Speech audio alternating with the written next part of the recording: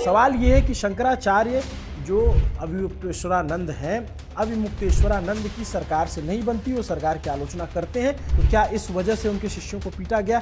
सवाल इसके आगे ये भी है, क्या कोई और बाबा होता या कोई और जो बाबा डिफेंडर से या फिर जो पोर्श से, जो मर्सिडीज से चलते हैं, जिनके अपने काफिले जाते हैं, अगर उस तरीके के बाबा होते तो क्या प्रशासन ये हिम्मत? प्रकृत में हिंदू सुरक्षित मुझे देखिली कि भाव में हिंदू आमर सुरक्षित।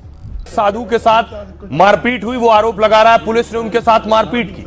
जूता से मारा गया, जूता से कुछ चला है, वो तो और जूता यहाँ मार देते तो मर ही जाते, हम मार देते तो मर जाते। विभिन्न राज्य में आम देश में बांग्लादेशी मानकर प्रमाणपत्र मगा जाउछि, किंतु आज शंकराचार्य को प्रमाणपत्र मगा जाउछि तो तांकर शिष्य को मध्य मरा जाउछि।